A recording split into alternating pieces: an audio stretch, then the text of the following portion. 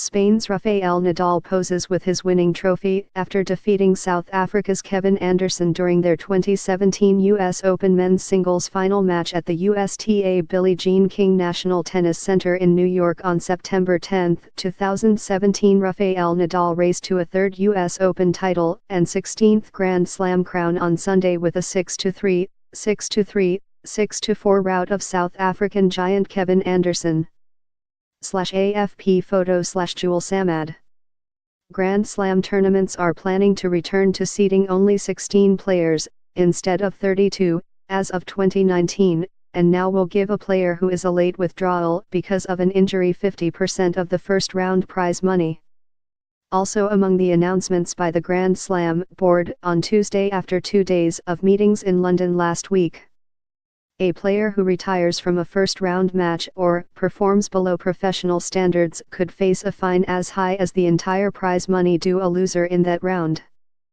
A 25-second serve clock will be tried out at the Australian Open in January, but like at this year's US Open, not during main draw matches. Players could be fined up to $20,000 for violating strictly enforced pre-match timing, which will give them 1 minute to meet at the net after walking on the court, 5 minutes for warming up, followed by 1 minute to be ready for play to begin.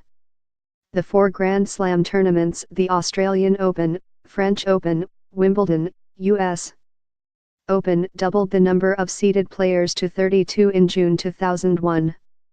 That decision was made partly in response to complaints from clay court specialists that they wanted more draw protection at Wimbledon, the only major tournament played on grass. Going back to 16 seeds in 2019 would, in theory anyway, make early upsets more likely. That's because if all of the highest-ranked players enter the field, whoever is no. 1 could wind up facing whoever is no. 17 in the opening round. With 32 seeds, none was forced to play someone ranked higher than no. 33 before the third round.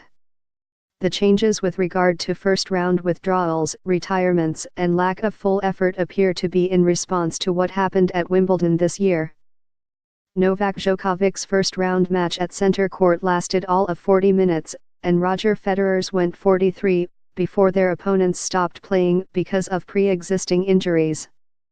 2 other men also stopped mid-match that day, bringing the first-round retirement total to 7 and sparking discussion about whether spectators were being shortchanged.